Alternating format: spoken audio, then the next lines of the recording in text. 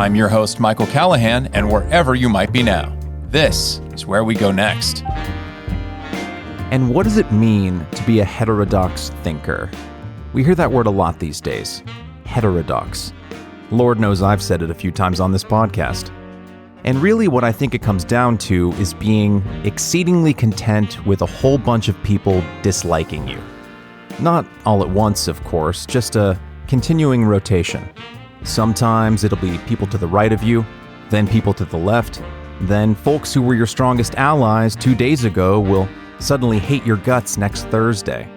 And this is not to say that people who are consistently in one camp aren't principled. Far from it. It's more that all of that going against the graining can be kind of draining. Our guest this week shares what drives her to keep speaking about so many unspeakable things. Meghan Daum is the creator and host of the Unspeakable podcast. She is also author of 6 books, most recently The Problem with Everything, My Journey Through the New Culture Wars, a New York Times notable book for 2019. Her collection of original essays, The Unspeakable and Other Subjects of Discussion, won the 2015 Penn Center USA Award for Creative Nonfiction. A Los Angeles Times opinion columnist from 2005 to 2016, she has written for numerous magazines, including The New Yorker, The New York Times Magazine, The Atlantic, and Vogue. Meghan is the recipient of a 2015 Guggenheim Fellowship and a 2016 National Endowment for the Arts grant, and is on the adjunct faculty of the Writing Division at Columbia University's School of the Arts. Meghan, thanks for joining us. It's great to be here. Well, it is great to have you. So to start off, I'd like to quote a bit from your book, The Problem with Everything, which I mentioned in the intro. Quote, "If there's anything I've learned in 25 years, it's that the more honest you are about what you think, the more you have to sit in solitude with your own thoughts," end quote. And just a bit later, you say, quote, "You can't fight tribalism with a tribe," end quote. And if I had to mark an overarching theme of this conversation, I guess it would be this. Is it possible to be an independent thinker without exiling oneself to eternal solitude? And can we belong to a wider community and still escape, to paraphrase a chapter from your book, the pull of the man with the floppy silver hair and the woman with the jangling silver bracelets? So, beware of silver. Beware, I think that's like the red flag. Indeed. So to start us off, and so that reference doesn't come across as too much of an inside joke, could you share with us your experience as a young writer in the 90s when you first kind of encountered all that silver accented adoration? Well, I love silver. I will say I only wear silver jewelry and I love people with silver hair. So this is not to knock silver people. Okay, so just for some context, the man with the floppy silver hair and the woman with the silver jewelry were people I talked about in a section of the book where I was recalling being at a writers' conference in the early 90s, maybe mid 90s. It was probably 1994. And I was 24 at that time, so everyone can figure out how old I am. And I had written a piece of nonfiction and given a reading from it. And it was like this kind of all over the place essay that was kind of complicated, even though it was convoluted because I was only 24 and I didn't really know what I was doing. But in the brief excerpt that I read for this public reading, it kind of came across as a sort of feminist, very much on the right side of things, good liberal lefty NPR tote bag, having sort of exactly the right kinds of things that you're supposed to say about how women have it hard and all the usual stuff. And it wasn't really, the essay wasn't quite saying that, but it came across that way.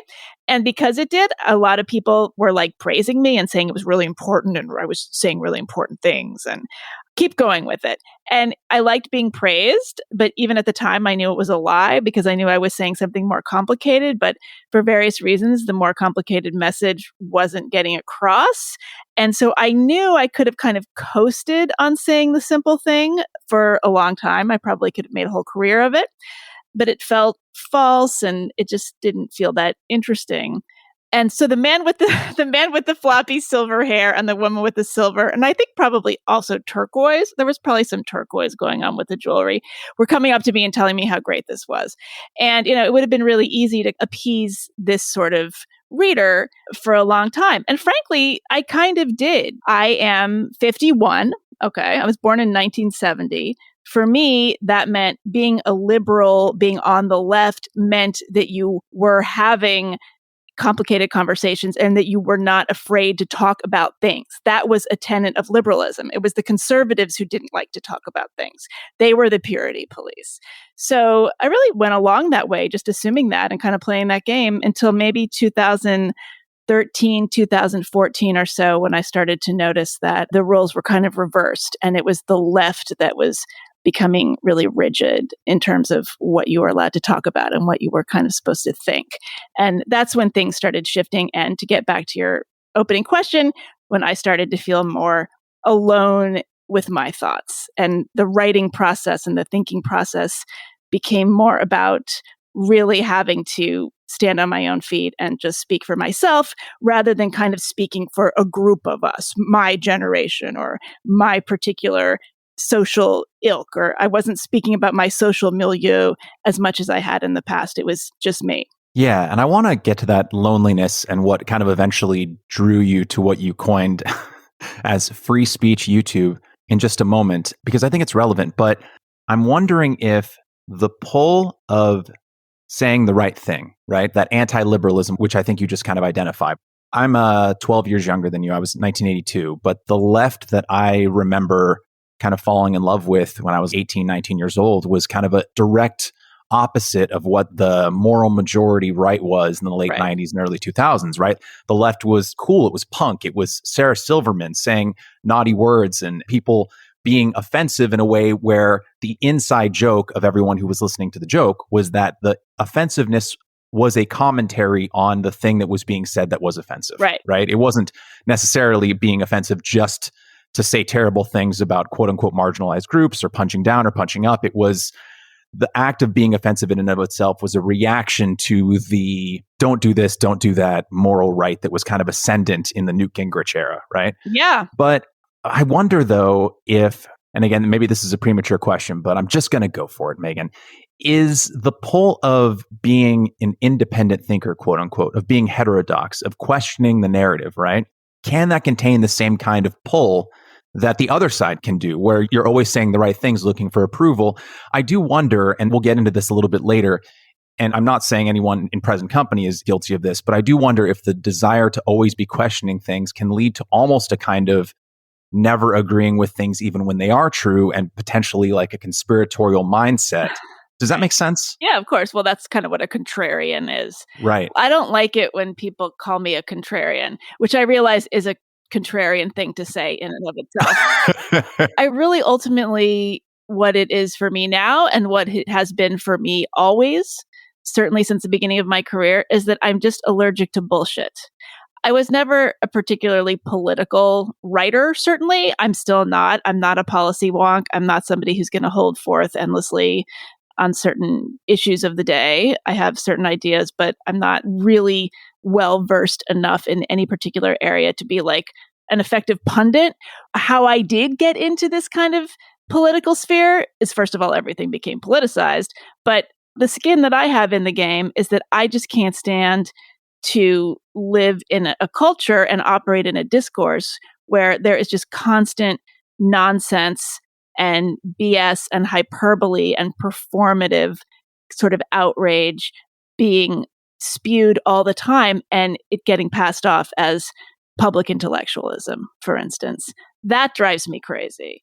So insofar as looking at all of this stuff, the heterodox crowd, for instance, people like you and me and people who are on the left ostensibly, but looking at the ways in which the left is not being very liberal, criticizing this kind of stuff, insofar as there is a kind of clique that has emerged among these people, I think that there's some of that. I do try to resist it. I mean, I don't think I get invited to all of their parties. So I didn't get into this because I wanted to be in a club of people saying this kind of thing. But at the same time, it is nice to know that you're not alone. So it's hard. I mean, isn't this like the essential question? Like, how do you remain true to yourself without just being a complete jackass who doesn't get along with anybody? I don't know. Yeah, that's exactly right. Time marches on, right? Like history progresses, and we look back at past eras of injustices, whether it comes to issues of feminism, which you talk about in The Problem with Everything, and you've written quite extensively about, or other issues involving race, class, etc. I feel like we're probably the same here, and I think most well-meaning people are. You don't want to look back in time and think like, oh my God, I was on the wrong side of that. In my desire to be, not to use the C word, contrarian here, but in my desire to like try and hold fast to the truth, I might have actually been accidentally ignoring real injustices, right? And that's something that I am trying to like guard against. Sometimes I'll see things on the progressive left, right? And I'll be like, am I just the old man now, right? Like, am I just out of touch? Yeah, I think you have to be self-scrutinizing. The way I approach this, and I did this in The Problem with Everything, some people noticed it and appreciated it, and others did not. The book is nothing if not a self-interrogation. Every page, every paragraph, just about every sentence of that book is playing out the dynamic that you just articulated. Like, am I missing something here? At first glance, I'm noticing this phenomenon going on. It's making me roll my eyes. What is it about it that I don't like? Is it just tonal? Is it somehow the style of this message? Is this purely aesthetic? Am I being really shallow? Or is there something at root here that is misguided, that is hyperbolic, that is being expressed not very effectively? And the thing is, the truth is almost always somewhere in the middle. Yeah, part of me is being a curmudgeon, and part of me is right. And that is really, you've got to balance those two sides of it. And the problem is, if you do that, once you try to entertain opposing thoughts on an intellectual level, that is the place of the most integrity. That's the most honest place to be. But it doesn't get you very many clicks on social media. It doesn't get you the highest ratings. That's the problem. The reward system for being utterly certain of your position is such that it doesn't pay very well to express self-doubt. Yeah, I think in addition to being allergic to BS, so to speak, one theme that seems to be common in your work and kind of was reasserted again and again through various anecdotes from your life was, I think you just have a problem with explaining phenomena through a singular lens. And I think one of the examples that you used that kind of jumped out to me was when you ran for student body president in the 8th grade against the ever so popular Steve. And one day Steve's friends kind of approached you at your locker as sort of like a gang. Yeah, a bunch of goons. A bunch of goons. Yeah, it seemed like out of a after school special, you know, like there's like a mafia. And at the time they asked you not to run because, quote, Steve wanted it really badly or whatever reason they the same way Hillary Clinton wanted it really badly, exactly. Right? Just let him have it. Yes, he really wanted to be president. Yeah, happy birthday to this future president. Yeah. But I think one thing that really struck me, and I do feel like this is a marker, right, between different divisions of the left. You resented the idea that it had to have been, and there was no word for this back then, but it had to have been that you as a 14-year-old had internalized your misogyny rather than, as you said, just had internalized stupidity. It definitely seems like that is a through line of what I think a lot of folks, and I won't say in our club or in our community, but people who are kind of like-minded have an issue with, because it flattens you as a human being, Meghan, when other people say that they know why you did certain things. Yeah. I mean, that's the thing with all of this is if you're going to see everything through the lens of identity, it ultimately ends up being sexist. It ends up being racist. It's infantilizing. If you deny people their complications, you deny them their humanity. That's another thing I talk about in the book. So yeah, it's funny. I hadn't thought about the running for student council president in the 8th grade since I wrote it in the book. But yeah, you know, the thing is I wasn't really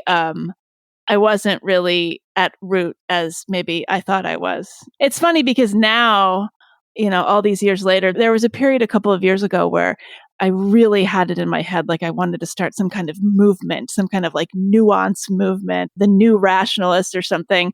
And I was really fired up about it. And I was talking to different people and how could this be? And what would this look like? And would it be like a traveling ideas festival? And I would be the leader of this movement. And then things started to come up like Persuasion, Yasha Monk's group, and different kind of people started doing this very thing. And I kind of found myself thinking like, oh, okay, well, I don't have to do that then. I'm just going to write and I'm going to keep doing my thing and I'm going to do my podcast. I'm going to kind of stick to what I do well. And there was a moment where I was thinking like, is this internalized sexism that I'm okay kind of stepping back and letting the Yasha monks of the world lead the way? And is this why there's a gender wage gap? And are women just kind of programmed to let men take the reins? I don't know. I mean, there's probably a tiny, tiny bit of that, but I'm not somebody who like ever wanted to be a wife and mother. It's not like I'm kind of personally programmed that way. But yeah, I think that just sort of temperamentally, I'm not a natural leader. I don't like being the boss of people. So back in the 8th grade, it was probably that I was experiencing some aspect of myself that really, it had more to do with just not wanting to be in charge, not needing so badly to be in charge of something. It wasn't because I thought I was lesser because I was a girl. I have a similar hesitancy around those kinds of labels and groupings for different reasons, right? Like I grew up religious. I was Christian until my early 20s. And even when I was religious, whenever someone would kind of ascribe beliefs to me because they had encountered some other Christian somewhere along the way, and they'd be like, oh, you're a Christian, so you must believe this thing that my friend from Idaho believes.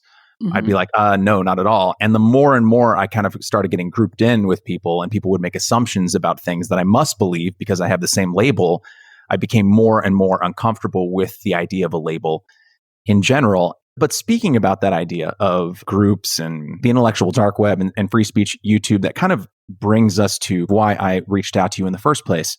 And it was an essay that I read on Medium, which you then, I think, expanded quite a bit in the book. It was called Nuance, a Love Story. Right. And it was how you kind of came across free speech YouTube as your own marriage was disintegrating. Right. And one of the things that kind of very quickly drew me to that corner of the web, besides the fact that my own relationship was disintegrating at the time, which is another parallel we can kind of talk on if we get to that point, was that they, quote, to use your words, wasted less time with the to be sure disclaimers that now clogged just about any expression of the not perfectly woke opinion, end quote. And I'd love to hear you speak on that a little bit for our listeners. And I would love to hear your thoughts on it. Can you speak on the distinction between the to be sures and the people that you came to admire on what you called free speech YouTube? Yeah. Well, the to be sure paragraph or the to be sure disclaimer, it's something that we talk about a lot in opinion writing. I was an opinion columnist at the Los Angeles Times for a little over 10 years. I started in 2005.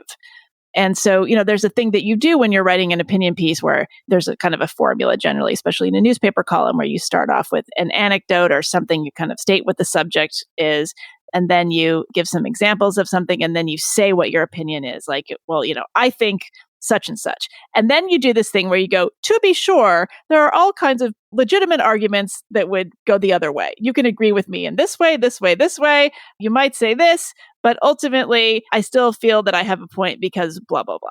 All right. And that's just a way of inoculating yourself against critique. It's a very natural sort of rhetorical move. And it used to be that the to be sure paragraph was like one paragraph, and it came about a third, halfway down the piece. And now the to be sure paragraph, from what I see, takes up like 3/4 of the piece.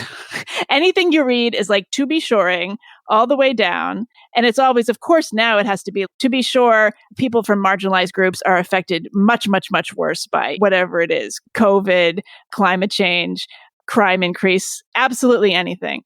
So that's, one of many to be sure. So that kind of rhetorical move was mandatory in journalism everywhere. I was just seeing it constantly. So when I sort of discovered these scholars, academics, scientists, et cetera, talking with one another on YouTube, people like Glenn Lowry and John McWhorter, and people like a lot of the new atheists and people on Sam Harris's podcast, that kind of thing. There was a refreshing lack of that kind of throat clearing. They weren't doing the constant catechisms about like, well, I realize that as a white person, I'm speaking from a place of privilege. They didn't really bother with that. I mean, there was a little bit of it, but generally not. So yeah, so I think that's what you're referring to. It was refreshing not to have everything just be totally larded with the to be sure disclaimer. And actually what you just said reminded me of another passage in the book, was how you were talking about the concept of punching up actually ends up giving the people that you're punching against more power than they might have. It can. Yeah. And the to be sure sounds like it does the same thing, right? Because in some ways, if you keep saying to be sure, or as a white person, I recognize that, et cetera, et cetera, et cetera. That is a different manifestation of the potential idea of demarcating power through dividing who can be punched up against and who can't, right? Yeah, well, when I really talk about the kind of paradox of the punching up principle, there is this whole, especially around 2014, 2015, a lot of the online discussion in the social justice sphere had to do with women's issues. This was before race came along and kind of eclipsed that particular fixation. But so much of it was about how every woman suffers under the thumb of this patriarchy, and any given man is going to be mansplaining or manspreading or just being generally toxic in a masculine way. And, women are unsafe when they walk down the street. And so out of that came this vernacular where it became cool to be really mean and nasty and petty to men online, just kind of insult them every which way, or, insult their masculinity, or just complain about them in really petty ways that if it were done the other way around, it would be completely misogynistic and sexist and uncool. Like if men were talking about women online the way women talk about men, and I don't mean online in subreddit groups. I mean in spaces like Twitter and mainstream media, and being kind of praised, and this is cute, and this is punching up to power, and how fun. The ironic misandry, right? I drink male tears, that kind of thing. I found that so maddening because, it purported to be an expression of power for women. But what it was really doing was saying, well, men automatically have more power than we do. So that's why we are punching up to them by being so mean to them and saying these things. And really, effectively, when you do that, you're handing them a power that they don't necessarily have. You're putting them on a pedestal so that you can knock them down. And the fact is that in the aggregate, men are doing far worse than women. Their rates of education are lower. In a lot of income stratas, they're not making as much money. We're talking about, when we complain about male power, we're really talking about a tiny, tiny slice of the population. You're talking about the CEOs of Fortune 500 companies and, a handful of guys in Silicon Valley. For the most part, women are doing a lot better than men along many, many metrics. So I found that whole kind of vernacular really frustrating. And so that's the point I made there about punching up. Don't just assume that any given man is has the power on the level of a celebrity or a public figure or a rich person, the kind of person that if you were a stand-up comic, it would be okay to be mean to. Just because it's a man doesn't mean it's somebody you can just assume has it over you. Yeah, and it importantly kind of obliterates distinctions, right? And you talk about how these distinctions exist within majority female spheres and the way that women can compete against one another or be mean to one another or just be fully human beings who can express an array of emotions and good and evil and can contain multitudes, right? Yes. And I think similarly, the point that you just made, it's yes, the majority of Fortune 500 CEOs are men, but they don't get into club meetings online with the coal miners in Appalachia, right? They're not all buddy-buddy, right? In fact, a lot of men are screwing over other men, whether it's trying to disrupt unions and et cetera, et cetera, et cetera. And I worry that when we talk about people in these groups like this, it's you talk a bit about red pill communities and how the good concepts of some of the male red pill community, right? Not having equal custody rights over children in divorce. Oh, yeah. There's some really interesting men's rights issues that need to be talked about more. Yeah. Yes. But in that kind of interesting and actual valid conversation that happens in those spheres, what you oftentimes find is someone will take an anecdote, right?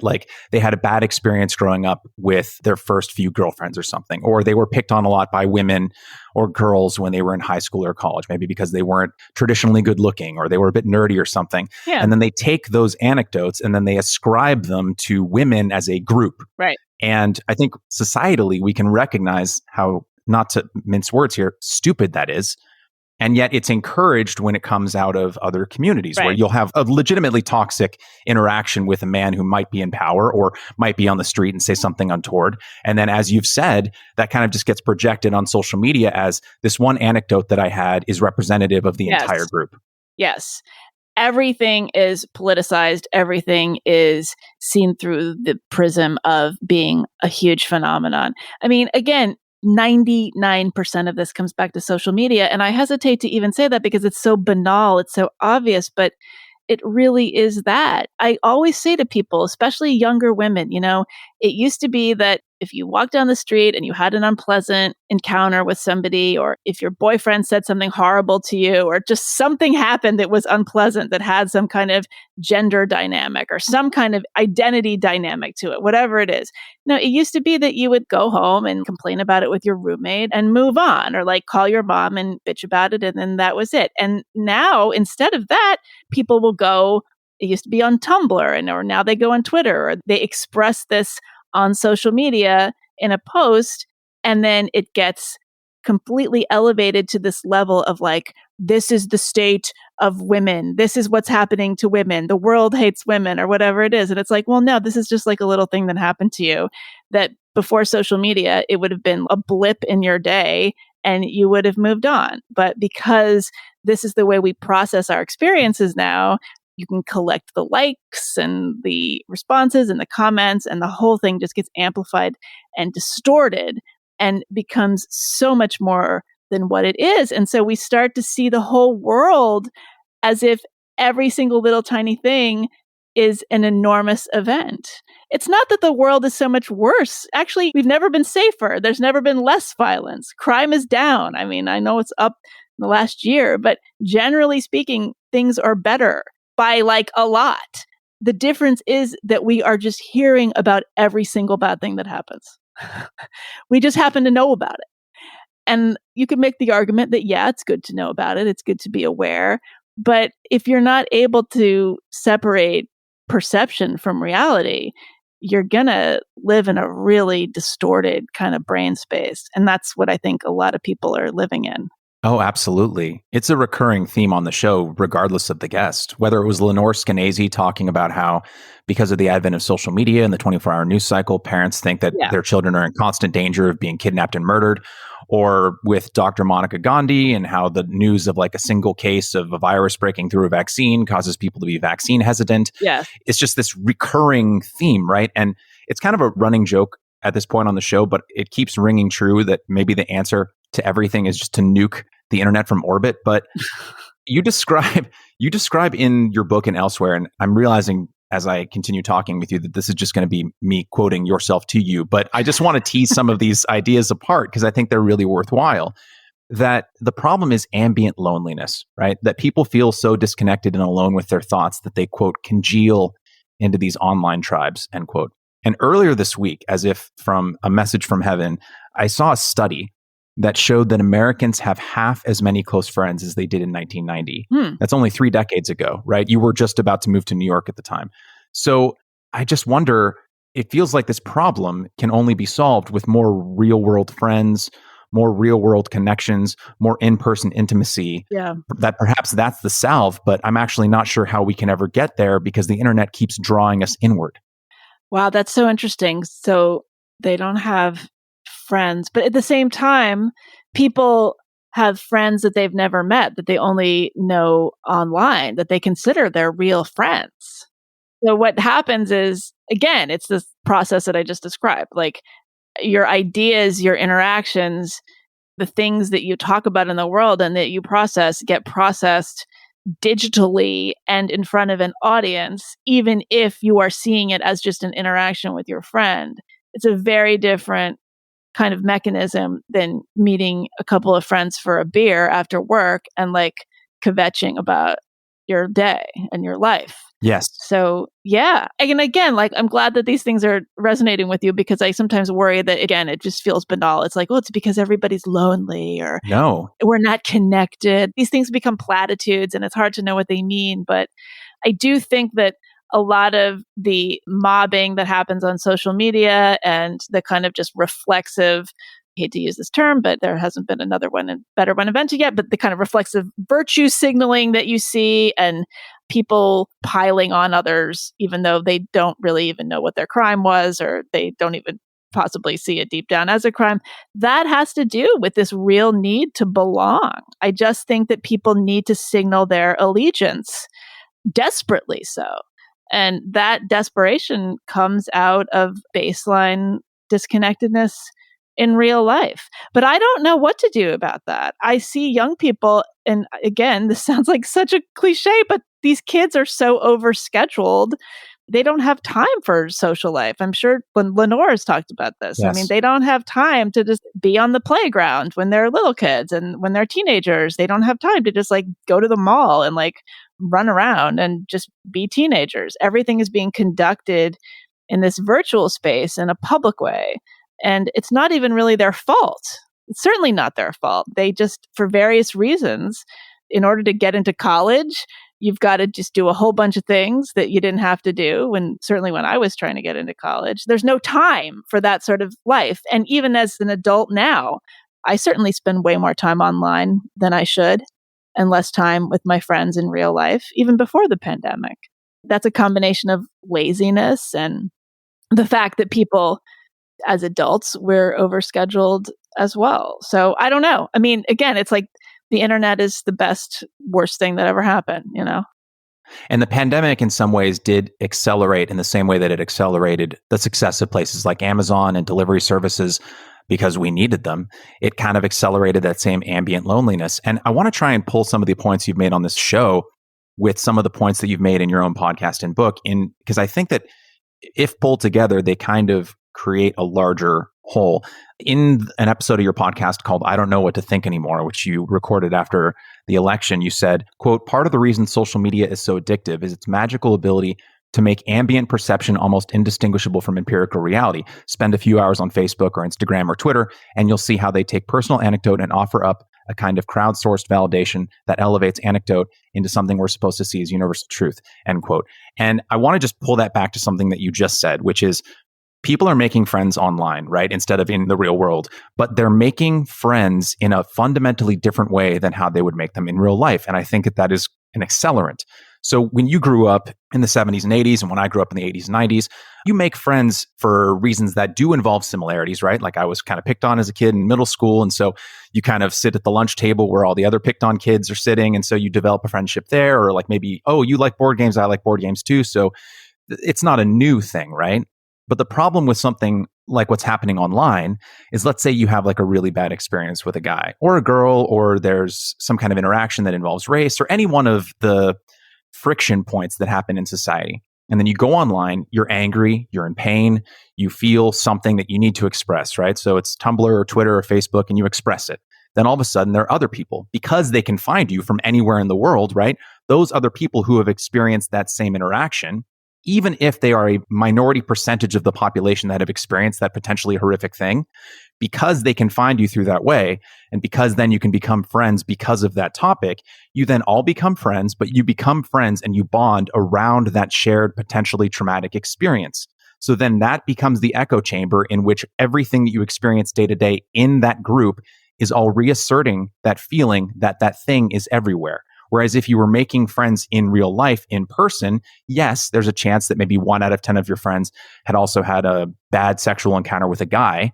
But there are going to be other people in your friend group who can offer an alternate perspective that would counter your narrative from continuing. And that's one of the things that I worry is like causing this feedback loop is people are forming affinity groups potentially exclusively around trauma, which then creates the perception that it's everywhere. That is extremely well articulated. Yeah, they're forming affinity groups. They are forming communities. Which are good, but yeah. Exactly. Yeah, right. See, this is the problem, because what you just described is largely negative. But you could also, there's a version of what you just described, which is on balance positive. Before you could go online, a lot of people grew up really, really isolated, yes, miserable, feeling alone, feeling like freaks, feeling like life was never going to get better.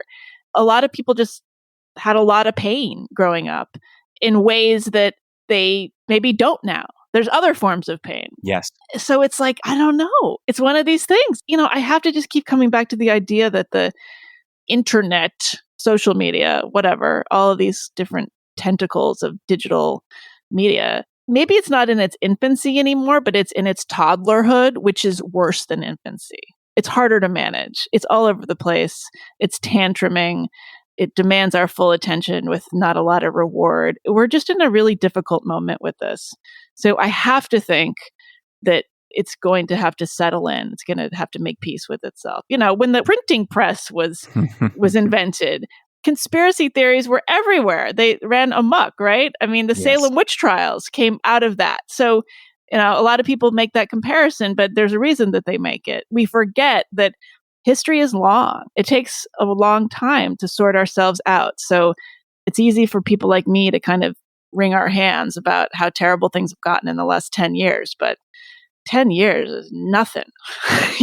That's just a blink of a blink. It's a micro blink. Yes. And you make a very good point, which I think is worth repeating, that there is a lot of good that comes out of people who have been through pain or traumatic experience being able to find one another. I mean, famously, the It Gets Better campaign was centered around that very idea, that being gay and being alone in that experience in an environment that might have been hostile to your very way of being, you would be able to get through it because other people who went through your experience can assure you that it will get better. And so that is a big positive to come out of that. The It Gets Better campaign, it's funny because, and I don't know if this is a good thing or a bad thing. Yeah, it was started by Dan Savage and his husband, Terry. And it was a sort of public service campaign for gay kids saying, it gets better. You will not always be living in this small town. You will not always be in a place where you're the only gay kid. Like, you are going to have a happy life. It's possible. There's all sorts of things that happen when you grow up. But then that message expanded. And so it wasn't just about being gay. It was kind of like about just being unhappy or marginalized or different generally. If I'm recalling this correctly, I'm actually hoping to talk to Dan about this.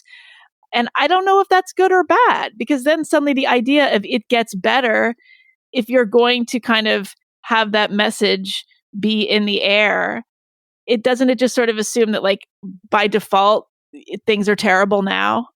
Like, if it gets better, it's not even necessarily directed at gay kids. It's directed at kids who just like feel like they're a little weird or don't have as many friends as they'd like, or the guy that they like doesn't like them back. I mean, maybe I'm misinterpreting this and not seeing this accurately, but I kind of feel like it's one of those examples of a concept being stretched out into a kind of potential meaninglessness. And I'm not saying that the It Gets Better campaign is meaningless, but I feel like it's been diluted a little bit. I totally get what you're saying. And I think you're touching on another dividing line between how someone might interpret, let's say, your work or the work of someone else I'm wanting for descriptors here, right? Heterodox or whatever you want to call it, right? I know. Yeah, there's no good term. I'm wanting. But I think that one of the dividing lines, and it saddens me, right, is someone might read your work and their instant reaction is going to be like, oh, Meghan's complaining about this because she doesn't care about the fact that someone feels marginalized, or she doesn't care. She just wants them to toughen up and just deal with it and blah, blah, blah, blah, blah, blah, blah, blah. And I read your work, and maybe it's because I've struggled with depression and had to go through therapy, or I don't know what it is about my worldview that when I read your work, what I read into it is not that at all. What I read is an empathetic worry that if someone continues to see themselves as a victim, it will actually cause them a great deal of pain over the course of their life. That your perspective is driven by empathy, not from some like, I just wish kids would get tougher, but that you understand that that kind of worldview can cause self-inflicted pain over time. Yeah.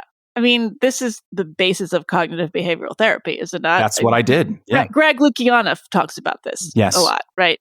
He, with Jonathan Haidt, wrote The Coddling of the American Mind, and they were involved in the Heterodox Academy. Speaking of Heterodox, and he talked about going through depression and being treated for it, and just the discipline that is required to look at the world in such a way that you can get past your depressed feelings and your sense of despair and your fixation on your own limitations. That requires seeing the big picture. And actually, if somebody tells you that you've really got to like train your mind to think about certain things and not about other things, that person is trying to help you. That is a gesture of empathy. But I guess there's still like a school of thought or some kind of group of people that's going to just see that as like, well, you're not having empathy. Empathy is another word that's been weaponized and diluted. I have noticed some of my critics would accuse me of having turned away from empathy, that kind of thing. And I'm just like, what does that even mean? I don't. First first of all, like if you thought I had so much empathy before, maybe you should go back and reread my work, because the problem with everything was the most sort of careful doubling back on itself, really, really kind of almost kid gloves in places of any of my books. I think that's like so remarkable. It really says something about the moment that we're in, because my early work, which a lot of these millennials and people who've currently decided that I'm non grata, those people loved a lot of my early stuff. By today's standards, that stuff would be cancelable. So I'm not sure I'm inviting them to go back and reread it, but it's too late now. So be my guest. Well, I think that one, I think you're going to love the last question of the show that I ask every guest with those thoughts on empathy.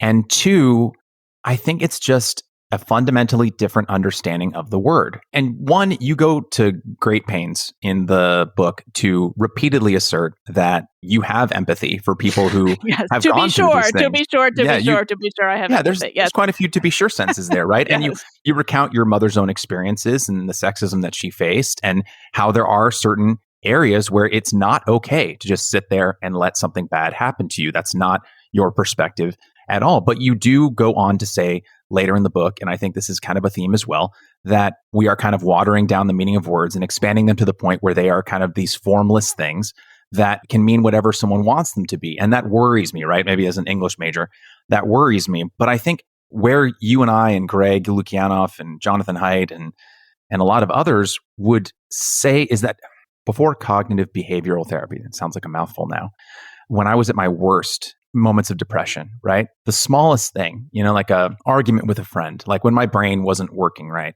it could send me into a week where it was very difficult to just get out of bed because I would be so consumed with this idea that my friendship was breaking apart, or that maybe my boss at the place I was freelancing at secretly hated me. Like I was thinking very deeply unhealthy thoughts. I was not in my right mind. And cognitive behavioral therapy really helped me. And I wish empathetically that I could go back in time and tell myself to reassure myself, don't waste away in your bedroom. Don't let this one incident, even if it was bad, right? Even if it wasn't a figment of my imagination, don't let it take you down for that long, because these are days that you're not going to get back. This is a frame of mind that you're never going to be able to get back because it's taking days, weeks, even years away from you. And that is empathetic. That idea of, I don't want you to be so affected by this thing that happened to you, even if I agree with you that it was bad, that it takes away the precious days of your life that you will never recover. And I wish that people could understand that for so many people, that's what empathy means. It's not disregarding the trauma of the potential event. It's just not letting it rule your entire life. Yeah. And I think to your point, one of the most liberating sentences that I can think of is nobody's really thinking about you that much, right? Like they're not thinking about you. Yeah. And I've said that sometimes to students, like, oh no, like if I write this, what are people going to say? And I don't know, I really want to say this, but I'm afraid to say it, or like, somebody's going to be mad at me. And a couple of times I would say, you know what? Don't take this the wrong way, but don't flatter yourself. They're not thinking about you that much. Just go ahead and do it. Look at it that way. Why don't you just go ahead? Because they're not thinking about you. And sometimes they get so upset, and I understand why. But I find it so helpful to tell myself that, because we all get into these states like, oh no, did I insult this person? Or like, why wasn't I invited to this thing or that thing? Or like, what is it? And it's like, well, no, they forgot. Like people are busy. And it's actually like an incredible gift to just remember that you're not on everybody's radar, at least not to the extent that you're on your own radar, right? Yeah. Well, I think that's so true. And it was a recurring theme, right, of therapy that I was in. But to push back on that just a little bit in terms of the age that we're living in now, what you said is 100% true. And yet, if you're on social media, yeah. I mean, how many examples do we have of a comedian or a politician or whoever writing a tweet in 2011 when it was an entirely different platform and people were making like kind of off-color jokes to like get retweets and likes. And then like 9 years later, they've forgotten they tweeted it and it was like just in the past, and now they're fired from SNL. Or now it's a whole week's news cycle in their burgeoning political campaign, or they can no longer host the Academy Awards, right? Yeah. Like, how do we balance that idea that I think is rooted in real truth and should be told to people like your students? Right. With the idea that in the age of social media and the cancelers who are roaming the countryside, right, looking for fresh meat, might actually do that very thing. Yeah, no, I'm really glad that you brought that up, because I will say that when I have said this kind of thing to students, they have rightly said, well, that's easy for you to say because your career is already established. People can get mad at you on Twitter and even try to cancel you, but you're not in our position where we're going to be canceled before we even get started. So I am cognizant of that. But to your point, I guess I would say, I mean, it absolutely infuriates me when I see people get strung up for tweets that they did 10 years ago. I mean, we're in 100% agreement about that. What I would submit to you is, how about the gatekeepers at all these institutions, the executives of the media companies, the executive producers of SNLs, the presidents of universities, the heads of all of these entities? Maybe they need to think about the fact that people aren't really going to think about this on Twitter for longer than 10 minutes, unless they take the extra step of firing this person. If you take a moment and you just let the thing burn itself out, the person doesn't necessarily need to be canceled. Like, I think we need to really, really think about this. Like, if you are going to be such a coward as an administrator of a university or an executive in human resources at some company or whatever it is, you shouldn't be in a leadership position. Being a leader means not caring what a lot of people think and actually leading by your own wits and making your own decisions and applying the expertise that ostensibly allowed you to get into that position in the first place and actually lead. And so I think part of leading is thinking for yourself and not thinking about what other people are thinking and realizing that they're going to move on to thinking about other things. So that's how I would frame your very valid point. I think that's very well said. I think it really is an issue of companies and HR managers and people in charge, people in leadership positions, standing up and creating a culture where it is okay to say things. And if you need to be mildly reprimanded or just pulled aside and be like, hey, off-color joke, I know you're a good person, but like, not cool, right? And then leave it at that. It's a culture that has to be created. I'm not sure how we get there, but I'm in total agreement that it's really a position of leadership.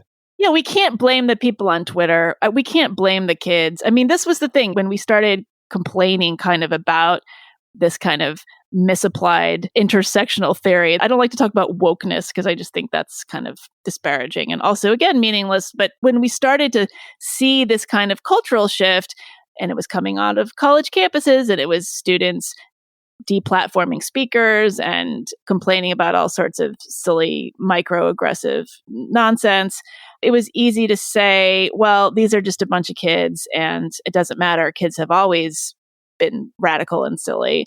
But the fact is that now they've come into positions they're out of college, right? And they're working for the New York Times and they're working for NPR and they're working for Google. But, the fact is that there are still people in their 40s and 50s and 60s working at these places. And they really need to act their age and take advantage of the fact that they know who they are and they are seasoned, supposedly gifted at what they do, capable people, and stand up to it. And the fact is, I think that the rewards will be rich. It's kind of a small example, but Trader Joe's is one of the few companies that push back at this there was some media coverage of this. I don't know if you followed this story, but Trader Jose's. There was somebody, I think it might have even been a high school student. Yeah, right. I think it was a high school student or maybe some kind of young person. She started a petition on petition.org or something to complain about how Trader Joe's had the different ethnic food categories, and they would call them Trader Ming's was the Asian food and Trader Jose's or the Mexican food. And, it was just a part of the sort of whimsical sensibility of Trader Joe's. And she thought that this was culturally appropriative and also insulting or whatever, hateful, racist, whatever. And Trader Joe's handled it beautifully. They kind of took a moment. There was a little uproar on social media. And then they put out a statement that I just thought was perfectly worded, saying, we looked into this, we thought about what you said, we talked about it, and ultimately we decided that our customers appreciate and understand the spirit in which these labels are intended and this is part of our company and we're going to continue on. And I'm sure that they were rewarded for it. People were delighted and appreciative of that response. And all it takes is like a few more of those. But if Trader Joe's can do it, why can't Harvard and Yale do it? That's what I don't understand. It's exasperating. I want to say more on that, but I want to make sure that we have time to touch on a topic that is slightly adjacent to that. And it's a little more personal because it was something that I connected with in the book and in the essay, Nuance a Love Story, because it aligned pretty closely with my own experience.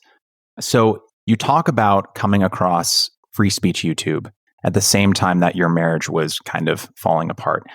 And you go on to say, quote, maybe my bloodlust for left on left warfare wasn't just a petty indulgence, but a substitute for the warfare of my marriage itself.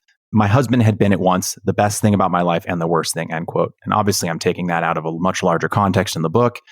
And a marriage is not like a relationship, but in the same exact way, because I wasn't married, but I was in this 5-year relationship with a wonderful woman, but we had problems. She had introduced me to critical race theory in 2013, long before anyone was really familiar with it. Yeah, like so getting it was somebody hooked on drugs or something. I was I was on the cutting edge before anyone really knew what that was. You know, I learned some valuable stuff and the ways in which like the legal system interacted with race, and so it wasn't all negative. But she kind of looked at the world in kind of this singular way that she applied to a lot of the interactions that she had with white people. She herself was and is Asian American, and also kind of in our relationship in ways that began to kind of make me feel sort of crazy, right? Because I started kind of questioning my own reality. And because I was sort of susceptible to depression already, I kind of fell into this deeply depressive mode because I wasn't sure, okay, maybe she's right. Like maybe I am kind of inherently bad, or maybe I should feel bad about the fact that I grew up in a majority white town, or all these other things, right? And I started reading more and more of this theory and these essays, and it kind of just put me on this spiral, right? And it was around 2016 when I first came across some of the free speech YouTube folks, blogging heads and others. And for the first time, I really kind of started feeling sane again. Yeah. Only because you said it was like you found new friends in some ways. And I felt sort of the same way. I was like, oh my God, like there are people out here who not only know what I'm talking about, because when I would talk with my normal friends in real life, right, they would have no idea what critical race theory even was. Some of the concepts I was talking to them about just confused them. And they're like, can we just play board games or like have a beer or something? And it was so refreshing to come across people who were articulating subjects that I knew about, but no one else seemed to, in ways that made me feel not bonkers. Right. And the same thing that drew me, and I'm bringing this back around to you, the same thing that drew me to free speech YouTube was eventually what kind of caused me to launch the podcast, not only to talk with other like-minded people, but to try and get something productive out of what I can sometimes feel if I'm in a dark place, a black hole of half a decade. How do I make sense of what happened to me in a way that's productive? But now that I've gotten the podcast going and I've kind of dealt with a lot of that stuff, I'm reassessing what the podcast is for, because the meaning that it was serving when I first launched it is not exactly the same thing that is perpetuating it now. This is all a very long-winded way of saying, Meghan, how has your relationship to the heterodox thinkers and the free speech YouTube and your own podcast and writing changed, if at all, as you've gotten more temporal distance from your own marriage? Oh, well, I mean, I guess I would say that the dynamic in my marriage was kind of the reverse of yours. So my husband was my intellectual ally. So the thing that I wrote about in that piece, and it's funny because that piece was actually, I was writing The Problem with Everything, and that was part of it. And I kind of rushed to pull out an excerpt and publish it before the book was finished because people were suddenly starting to talk about the intellectual dark web. Barry Weiss had written a piece in the New York Times. Although I have to say, I adore Barry. And I wrote a piece for the LA Times about the intellectual dark web a couple months before her piece came out. So I was like totally obsessed with this group, but I hated the term intellectual dark web. So that's why I coined free speech YouTube. But yeah, so my husband and I, we were doing the equivalent in our conversations. I was getting out of my conversations with my husband what I then got out of watching people on blogging heads. And so when I lost my marriage, I had lost my conversational partner. And because of my friends and peers and colleagues were all of a sudden like not on the same page, they were suddenly becoming kind of like captured by this identitarian outlook, that's when I got so sucked in to watching people talk to one another on YouTube. So it's more that I am getting farther away from writing opinions and writing this kind of journalism. I cannot do it anymore. I was in a situation of burnout really unlike any other. I mean, I have been on a deadline, a weekly or bi-weekly deadline for the last 10 or 12 or more years, actually probably more. And so the mandate to kind of cough out some kind of opinion or take on a set schedule, it makes you start to say things that, not that you don't really mean necessarily, but that you just don't really need to say. And so I was just really, really tired of talking myself, at least in that way. And I wanted other people to talk. So I started the podcast because I wanted to engage with certain subjects, but I didn't necessarily want to be the one having to like have an opinion about it. I want to talk to somebody like Lenore Skenazy, for instance, who she's been on your show, about her ideas about safetyism and about what's happened with the culture of parenting and perception of child abductions versus reality. I want her to talk about that rather than me having to like kind of skim off the top and say something kind of superficial and then make some kind of declaration in an opinion piece. So that's been really liberating. So yeah, it doesn't have so much to do with my marriage. I mean, I still talk to my ex-husband all the time, and we still talk about this stuff all the time. So I was lucky that way. But I want to write less and listen more, I guess. At least write less of the kind of thing that I had been writing.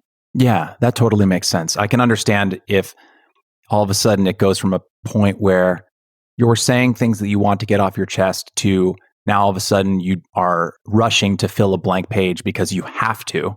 I imagine that's a very uncomfortable place to be as a writer. It's horrible. It's also horrible to be married to that kind of person or in a relationship with that kind of person, because it's like everything is material. And then plus you can't, you're constantly worried about your deadline. And so you never know. It's like, is she going to this movie this weekend with me because she really wants to, or because she thinks she's going to get a column out of this movie? And often it was the latter.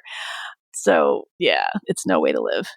Since I started this podcast, I went from listening to about, I would say, 10 other podcasts a week to I think I listen to maybe like half of another podcast a week now. Wow. And it took me a while to figure out like why I'm just not listening to that many podcasts anymore, right? Like, or why I'm not watching as much free speech YouTube as I once was.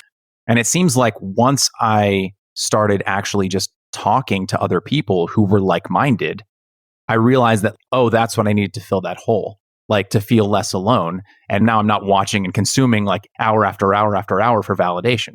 Again, to be sure, recognizing that our histories are different, have you found that your own relationship, let's say to free speech YouTube or to even your own friends in real life, where you were in 2016 when you first experienced this, has that changed at all as you've now been hosting the Unspeakable podcast for quite some time? Gosh, I wish I could say yes. No, I still listen to a lot of podcasts. I love them. I feel like my usual rotation of podcasts, I feel like it's an important part of my life. Fair enough. Yeah, my own podcast. The thing though is it's tricky because, I mean, I'm sure you've encountered this. It's like, this is not really what you're asking, but I also listen to the podcast because often we end up having the same guests. I mean, that's the thing is like the problem is like there's a kind of a handful of us sort of probing certain kind of issues in a certain kind of way. And then there are like certain guests if they have a book out or whatever. And, it becomes the obvious person to invite on the show. So it's really hard to kind of split the difference between having a guest that,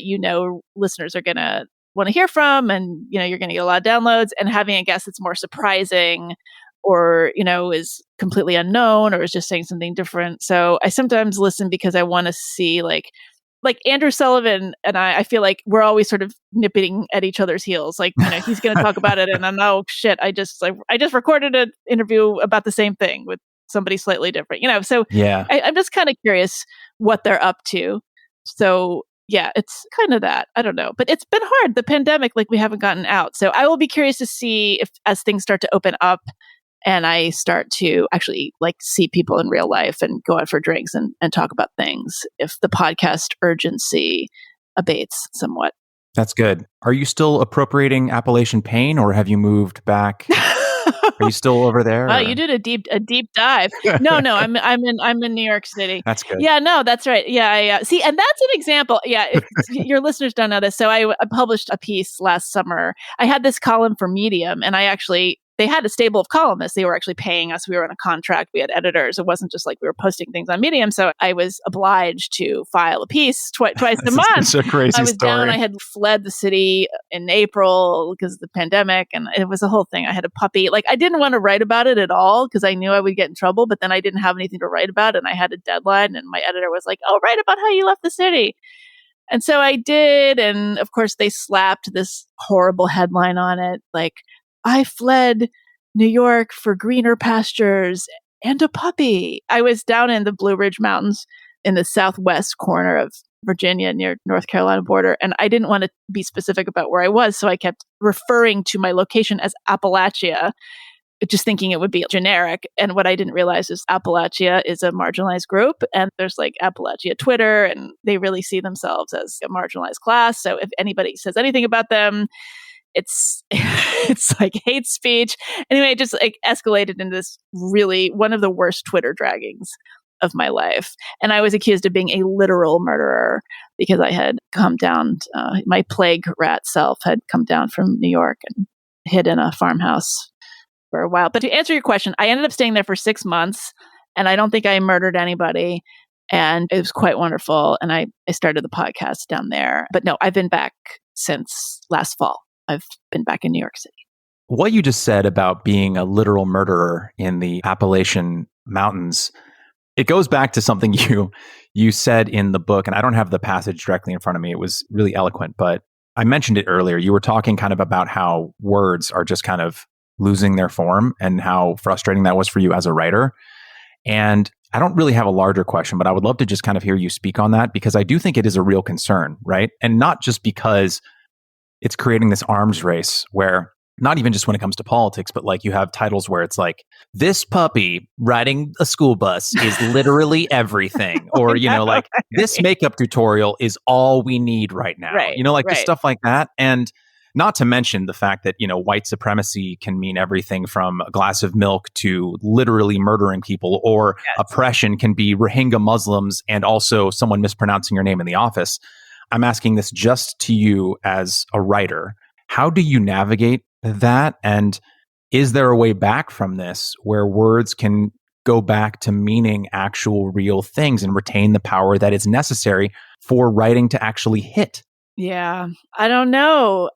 So much of it, the literal means virtual. I mean, that's been going on for a long time. I mean, there was an SNL sketch, I want to say even in the early aughts, where they were making fun of the word literal. They were saying this parking lot is literally as busy as, and then it was some extremely obscene joke about this is back when you could slut shame and make fun of the overuse of the word literal. Yeah, so that's been going on for a long time. This sort of Twitter vernacular, like the so much this, right? Or they'll respond to some article like, I feel seen, or like the whole yes queen thing. It's so teenage girl, isn't it? It's so just sounds like Mean Girls, or like it's very adolescent. Yes, I agree. That is such a badass thing for you to say. The badass thing kills me. Right. And the thing is, that's so outdated now. I know. Well, not quite. You sent me, oh my gosh. Yes. You sent me that amazing cover. It's In Style magazine, right? Which is a offshoot of Time magazine. So this is how out of style they are. It was the Secretary of the Interior, right? Yes. The new Secretary of the Interior. She's an Indigenous person. I can't remember her name. I should know this. Deb Haaland, I think, if I'm pronouncing her name correctly. And she's a badass. But that's so weird on so many levels, because it's like really dated right now. Like the whole badass trope, I feel like, is very 2016 or something. But I hate all that stuff, as everybody knows. The girl boss, the badass boss bitch stuff. There's a wonderful novel by Lee Stein that came out last year called Self-Care that sends this stuff up brilliantly. The whole girl boss corporate culture. So, I don't know. What are you going to do with words? I don't know. But the thing is, as John McWhorter points out, they're always evolving. We can't really be such sticklers about them. Language shifts constantly. So I want to be careful about getting on my high horse too much about it. So yeah, I have a very unsatisfying answer to that question. As a writer, I don't like it, but you know what? I try to just live by my own rules. Like I try to be precise. And if other people aren't going to be precise, that's not my problem. Yeah. At the end of the day, it's their problem.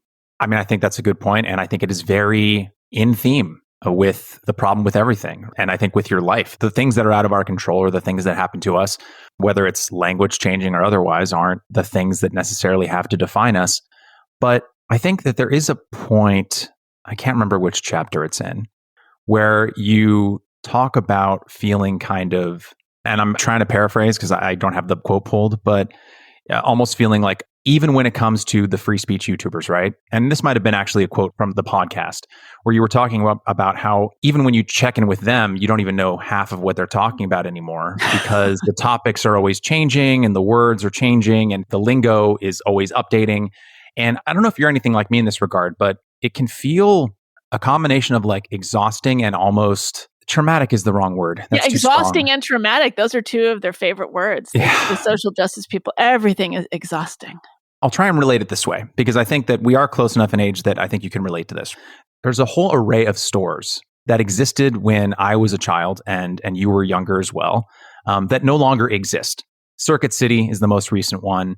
I think there was, oh my gosh, there's one that I can't even remember anymore where my parents would take me all the time. It was like a chain. It wasn't a Sears, but it was like something like it where you could get house appliances and other things. And it was in my town and we would go all the time. It was in that, I'm blanking. It like went out of business in like the early 2000s. Okay. But there's a whole host of stores that existed before the internet, before Amazon, that were like behemoths of commerce. Right. Blockbuster would be one as well. And the age of the internet just kind of destroyed them all. They just got replaced because they didn't keep up. And so they're totems in many ways of where you were and who you were as a child that now no longer exist to remind you of past eras of your own life. And so they've kind of been erased. So I think you might be able to see where I'm going here. Similarly with words, whether it's the word feminism or gender or sex or racism or any of these other things, it can feel exhausting in a sometimes exhilarating but sometimes terrifying way because you're saying, well, wait a second, just 5 years ago, I knew what that word meant. And I knew that when we were talking about this subject, I knew we were on the same page in the same way that for years and years and years, I would go to this block and there'd be a Blockbuster here and I could go in and I could rent this DVD or this VHS and it would just be there. And now it's gone and replaced by a Foot Locker or a T-Mobile or whatever, right? Yeah. And so like over time, during those periods when buildings would come down and be replaced by something new, it's a little bit sad because things happen, but it would happen over years and decades. But now it feels like there's a linguistic and social version of that happening, but every 6 months, where all of a sudden a topic that you knew about is like the Blockbuster that is no longer there. Am I making sense? Yeah, I guess I feel like I've given up on that long ago. We're not that far apart in age, but I think I might be enough older than you that I can't, I don't know. Like, I don't even know who like any celebrities are. I mean, the thing is too, like, I don't have kids. So when you don't have kids, you really don't have any concept of pop culture as it shifts. It's pretty bad. I mean, I'm a relatively curious person, but I'm only curious in like certain directions. There's entire swaths of the culture that I have no knowledge of or interest in. And I'm not really proud of that, but I can't. I really like to I try to limit my exposure. I'm a really late adopter of like everything, of technology. I come to everything late. So I long ago accepted that about myself. Oh, sure. But on the topics that you are interested in and the topics that Free Speech YouTube talks about or the guests that you have on your show. Right. Well, yes, that stuff I doubled down on. Yeah, that's true. And a lot of the things that you grapple with on that show are the very kind of topics that are kind of in flux, right? I mean, if you look at the distances between the different waves of feminism, right? You had the first wave of feminism, which was like the late 1890s. And then it took 70 years for the second wave to come around. And obviously, like, things were happening in that period. Like, women weren't in stasis in like frozen lockers or something. They were doing stuff. But if we're just talking about the waves, there was a 70-year period between wave 1 and 2. And then it was mid-1960s to the mid-1990s between wave 2 and 3. And then it was about 18 years between wave 3 and 4. And now wave 4 seems to be eating itself 8 years later. And so that's kind of more what I'm sort of talking about. And maybe my metaphor to the blockbuster wasn't an articulate one, but I think it's just more of the idea that the speed in which things are changing makes it difficult to have kind of coherent conversations with people. Right. Well, I think for a lot of people, the world seems terrible to them. I mean, if all you know is a world where constantly on the news there are reports of unarmed Black men being shot by police, of hate crimes, every single thing that happens gets recorded on social media in some way. If you're living in a world where the bad stuff is coming at you constantly with no sense of perspective, you are going to think that you've never been living in a worse time. I mean, the amount of young people I hear saying it's never been a worse time for X, it's never been a worse time for women, it's never been a worse time for people of color. Well, that is just patently untrue. Would you rather live in 2019 or 1919? I know the clothes were cool in 1919, and like I would love to have some flapper dresses and go to speakeasies and such. But, for most people, there's no question. People died of horrible illnesses. There were gross injustices. People had no rights. I sometimes have to remind people too, it's like, it wasn't that long ago where if you were a man, there's a pretty good chance you were going to die in war on the battlefield. And if you're a woman, there's a pretty good chance you were going to die in childbirth. Life just sucked for everybody. And we kind of tend to forget that. Yeah, I mean, that was an amazing point, because I don't know if you've seen the documentary They Shall Not Grow Old by Peter Jackson. No. Wow. How did I miss that? I think you'd quite enjoy it. I don't know what streaming service it's available on now, but when it first came out, it was restored World War I footage that had been not only restored from the kind of crankshift motor that would make the frame rate variable from like 12 frames to 20 frames. That was all restored with computer algorithms. The images were also touched up, they were colorized, and they were made 3D. And even more than that, you had instances where they would do sound recording, obviously because the film from 1917 didn't have sound. So they would go back to the sites of the battlefield, they would take all the original weaponry and even the boots that the men were wearing, and they would go into the areas where they were walking around. They would have people who would speak the local British dialects. It was about British army men who served in World War I, and have them lip sync to the men that were on the film in the appropriate accents. They would track down. So like, oh, this guy's from Liverpool. We'll have a lip reader read his lips and record with his Liverpoolian accent, right? My God, it's the ultimate LARPing. Yeah, it's an incredibly moving documentary, and it's very tragic and horrific. Minor spoiler, the reason that the documentary is called They Shall Not Grow Old is because a large portion of the men who went to serve in World War I were 16 and 17 years old, and most of them died. Yeah. And did not come back, right? So they shall not grow old. It's just really to echo your point that, I mean, history is full of horrors, and that doesn't negate the fact that we still have progress to do. But you know what it kind of reminds me of? You had a visiting professorship at the University of Iowa some years back. You talk about this on the Delve podcast. You taught, among other things, a cultural criticism class where you were kind of teaching works of moral complexity, stories without clearly drawn lines of good and I evil. was teaching stuff that I liked. So that was my first mistake. One thing that struck me is that you were finding it difficult, almost impossible at times, to have discussions about these works with your graduate students. And one example you used on that Delve podcast is a story of a woman who was sorting through her experience of sexual assault. And the graduate students were opposed to discussing the complexities of the author's thoughts because anything short of a clear and bad binary was, quote, internalized misogyny on the part of the woman, right? Mm-hmm. The students were reticent to engage with points of view that made them wrestle with their own assumptions. But this view, right, of internalized misogyny, quote unquote, is its own assumption that at some point all the students embraced as the truth. And it replaced whatever these students had previously believed. So I guess my question, and we can start to wind down here, but what is it about certain viewpoints on the left, similar to kind of like the religious right in some ways, that are particularly resistant to challenge, right? Like, how has this happened that you can't just offer another alternative? Well, maybe it was internalized misogyny, or maybe it was something else. Yeah. What is happening among graduate students and other people on the left? I can only think it's because they're shaky in their foundation. They're not quite sure themselves. So, you can always tell when someone doesn't quite trust themselves when they're resistant to any kind of, I don't even want to say debate. If they're resistant to any kind of even questioning, then it becomes very threatening. So I think probably on some level, it feels good to them to assume that this is the truth, that any kind of gray area when you're parsing a complicated sexual situation, if you're going to indulge any complexity there, it's coming from a place of internalized misogyny, patriarchy, go down the list. I guess, again, it comes back to this feeling of community. It's like, if I subscribe to this belief system, then I'm part of a community of like-minded others, and that makes me feel less lonely, and it just makes it easier to navigate the world. I mean, I think the religion comparison, the comparison between religious doctrine and this new wokeness, or kind of, as I like, misapplied social justice sensibility, that comparison is made a lot.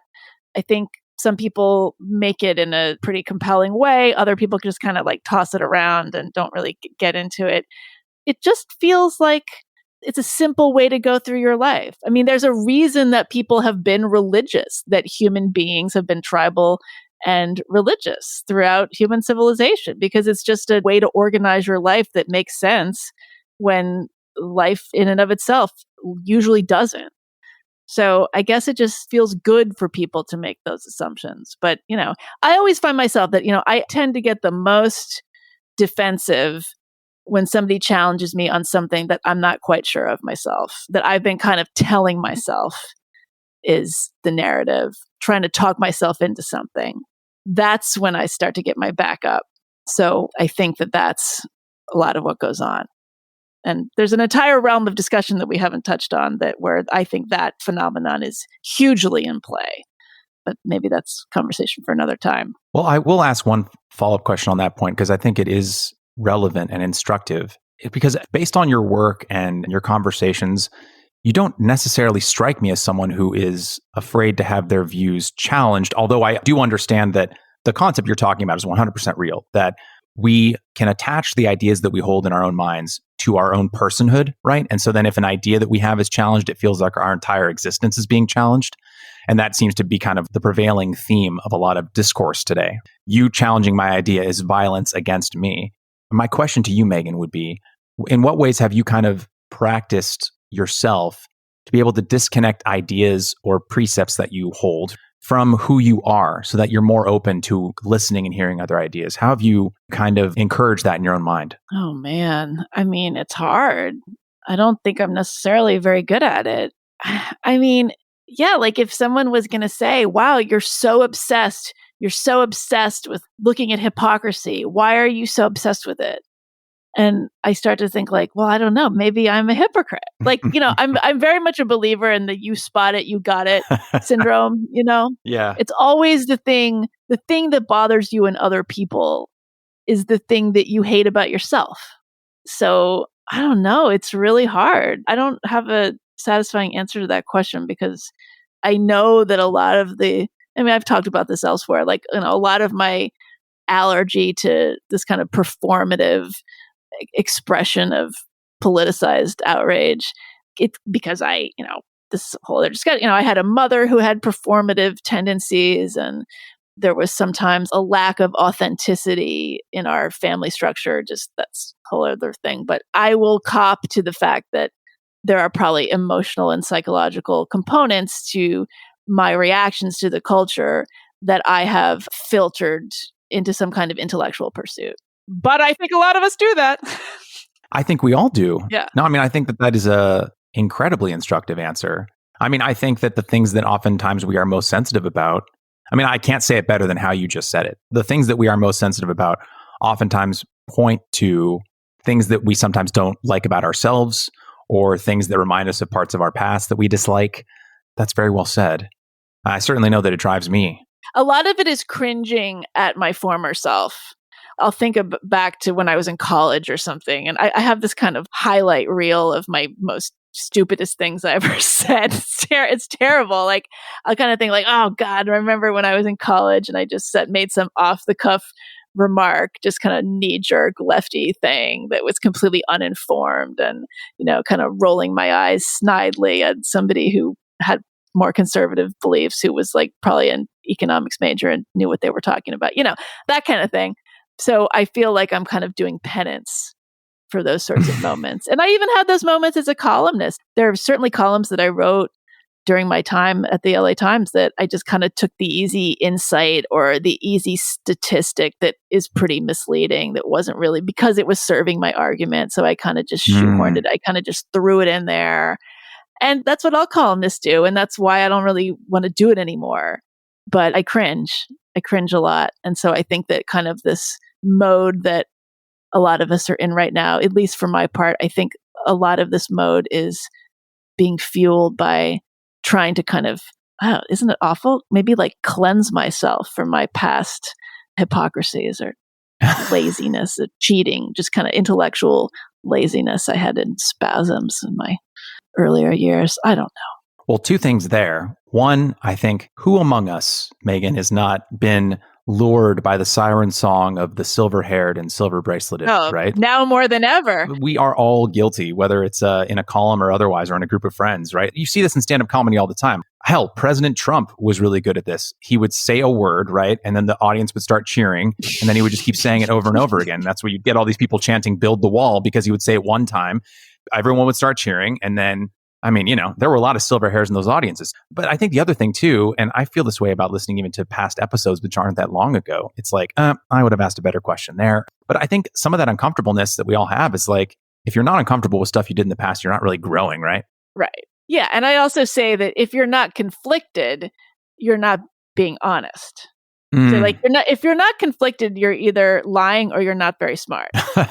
I love that line. I also think it comes back to this idea they're not really thinking about you. I mean, it's really hard. The thing, I'm sure you'll find that if you do the podcast once a week or whatever, it's liberating because you realize that you're not going to hit it out of the park every time. That was the best part of being a newspaper columnist for me, was that I had to do it every week. I had 730 words. I had to hit, it had to fit into the space. And so you realize that it's not going to be great every time. And that's incredibly freeing because, before that I had been an essayist and I would write these really long, just ruminative pieces and like, I hope it'll be in the New Yorker, this kind of thing. And you get really precious about yourself. And so to be forced to keep doing it and to know that it's not going to be great every time is a good thing. And it comes back into this idea of like, not everybody's thinking about you. I don't know if you sometimes how do you respond like when listeners write and say like, this episode wasn't very good, or you didn't ask very good questions, or I wish you had pushed back when the guest said this or that. And they're right. I always wonder like how to handle that because I'm often tempted to just be like, yeah, you know what? It was an off week. So, okay, let's move on. Like, is that just really unprofessional to respond to somebody that way? Because it's like, what if, it was like not the best day at the office. Okay, I don't like it, but it happens. I'm not getting those types of comments yet. The kind of comments that I'm getting are either DMs on Twitter where someone will be like, I felt so alone. And then I heard your podcast. Yeah. I get several of those. And then the only other kind I get are thankfully much more rare. And they're not as nuanced as what you just described, but it's usually just some kind of like, this is the kind of liberalism that makes me sick. Like, you guys are going to destroy society. And I'm like, are you listening to the same podcast that I'm trying to make? So I'm not coming across any critique yet that is actually hitting. But I have come across it in the past, whether it's on like creative works that I've done in my field, in marketing or in film. And I don't know, it's tough. I think it's about, and you understand this obviously as a writer, it's about parsing feedback, even if it's inarticulate, that is hitting at something real versus feedback that is unrelated. There's this one, and I'm just going to, I guess, share it more for the listener, but there's this one story from back in film school when there was a screenwriting professor I had who was talking about how sometimes the most inarticulate feedback from someone who's not in film is sometimes the best. And he talked about this anecdote where someone was commenting on a script of his. And in the script, the protagonist had a dog. It was some executive or something was making the feedback. And the executive was like, well, I think you should make the dog a cat. And the writer was like, why? And the executive was like, well, I grew up with a cat. And I just think that if you make it a cat, then it will connect more. And the screenwriting professor was using this as an opportunity to talk about how even inarticulate feedback like that sounds stupid on its face, can actually be getting at something real. And his point was, it's not that you had to make the dog a cat, but what he is saying is that he's not getting the bond that you're trying to establish between the protagonist and the dog. And so he's trying to shortcut it by making it a cat. And he's speaking to the weakness of your writing because you're not establishing the bond between these two characters. So he's like, that's how you can sometimes take feedback like that. Now, granted, sometimes it's also just complete garbage and you can throw it away, but it's about figuring out what's good and bad. Yeah, that's a good example. I would never think to make a dog into a cat. I'm allergic to cats, but Same. that would be a problem. But it's a good metaphor. I'll have to think about that, or a good device. I don't know what you'd call that. Lesson. It's a good lesson. I mean, I've got the film school debt to prove it. Good lessons are expensive, but I've had a really fantastic time talking with you, Meghan, and I don't want to drown you in praise, but I find your writing not just incredibly relevant, but so crisp and quick in that I just find the pages like melting away like ice cream on like a summer day. Oh. And I'm usually a pretty slow reader. So I recommend your work, whether it's The Problem with Anything or any one of your other 5 books, to anyone, or your essays to anyone who's interested if they've enjoyed this conversation or want someone who talks about these issues. So I do want to ask the final question that I ask every guest, and it is relevant to what we've been talking about today. As individuals, we're limited in our time, in our energy, and often in our capacity for empathy. There's that word right there. Even the most well-intentioned and caring person can't be thinking of every other person, every group of people all the time. It's just impossible. There's not enough hours in the day. We're busy with deadlines and other things. So is there someone or a group of people in your life or in the world at large right now that you would like to take a moment and offer empathy to? This building has collapsed in Miami, outside of Miami. I mean, this is like a horrible situation. I don't know when this is going to post, so maybe this will be old news by then. I find it like very strange that this is not a bigger news story. There are hundreds of people going to be dead from this. It's a really horrific thing that has happened in Florida with this condo building that has collapsed. There are at least 100 people missing. I would imagine that means they're buried in the rubble. And the story is like kind of getting peripheral coverage for some reason. So I guess like my answer at this moment today would be, I would offer empathy for anybody who is directly affected by that situation that feels maybe a little unseen for any number of reasons. It's like it's a really, really massive catastrophe that we don't seem to be talking about for some reason. So the cynical part of me, and I usually don't, I try to avoid adding commentary. I have no idea what you're about to say because it's certainly nothing I'm thinking. Okay, go ahead. I'll let you say it. No, the cynical part of me thinks that it's not getting covered because there's no angle, whether it's a social justice angle or a political angle or anything like that, that is driving all of our news coverage these days. Everything is filtered through those lenses that you talk about in the book. That's why. And sometimes tragedy is just tragedy. Yeah, I mean, I should probably not be saying this. I would just, as a thought experiment, if that building was filled with a different demographic, we would be having a very different conversation about it. I just think it's kind of a remarkable thing to see. And maybe the media coverage will change. And I'm not saying there's none, but it's a little unnerving, I have to say. Yes. Yeah. I hope that we can get to a place where we can talk about, as a society, talk about tragedy and appreciate it just for it being tragic. That we don't have to add layer upon layer of, not that these things aren't important, No. right? Not that intersectionality and To the be different sure. ways that we interact with each other isn't important, to be sure, right?